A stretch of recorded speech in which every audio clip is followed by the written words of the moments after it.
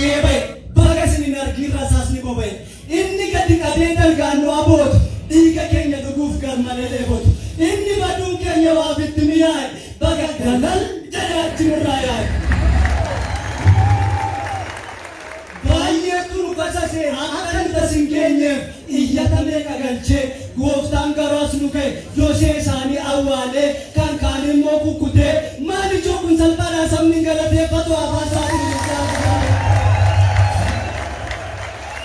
bara namni dhokachuuf gurraas boolla saseenu achi keessaa sargamee yeroo ta'u akka hin taane nummoo meedaama keessa ayyaana uffannee deemna kan nu argeessin jiru disisni nurraan kaan kan namni mana shufee nagaa ooluu dadhabee gadi baanee gaallamne galateeffadhaa waaqa kunoo nurraa kan nuti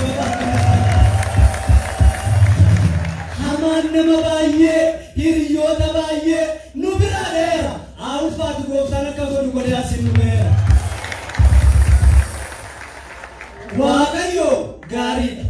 dhimma isaati namni takkis nu jaallatee gaafis yoo nu galu abbaa keenya yesus muummeen ministeeraa waaqaaf na fogganu badaa jajuun namaas badaa tuffiin namaas samaayii nu galchee deebisees nu buusu sodaan qabnachumaa namni dalgaan jibbee idaan nutti buusu isumayyuu nu balleessuuf jettanii warri ittiin mari'attan adaraan hundi isinaa warri nu ari'attan abidda raafoomeessa afaan duwwaa namiirraa waaqa nuuf birmachiistu kwaachistanii samiirraa soba waliif galtaniin booda wal arrabsitu nu dhiibbadhaa nuun immoo baranuuf dabarsitu ijoollee waaqayyoo ijaaka ijoollee waaqayyoo ijaan waan gaarii argaa gurraan gaarii dhaga'a maqaa gooftaa yesuusin lafuma yaaddan ga'a Konsituu dugda kutaa moortuu hafuura dhowwadhaa maqaa gooftaa yesuusin dorgomaatiin wadhaa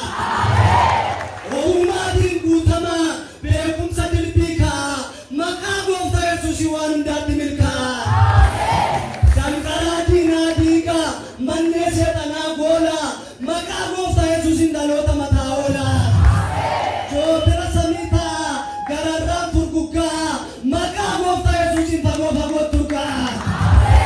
Gomatun, ibatun, asmatin, maqaa gooftaa yesuusin ija keessan hin baatin. Waraansi eebonaman waraanuuf luqqa'u, maqaa gooftaa yesuusin dura keenyaa buqqa'u. Gooftaa dhagaatti darbatanii diinonni tolan buuraas, nagaan keenyan boora'in inni fooniin safuuraas. Sagalee kee dhaga'i, ergaa keessa jabanaa, nu keessaan funaannatiin simbirroonni seexanaa. Waan dhageenyo jittii kun amala nuuf haa ta'u kanachuma waan gootuuf galanni siif haa ta'u nu keessaan dhaga'amiin gadiin ta'e naaf gamee ilma ittiin nu jaallatte maqaa yesuusiin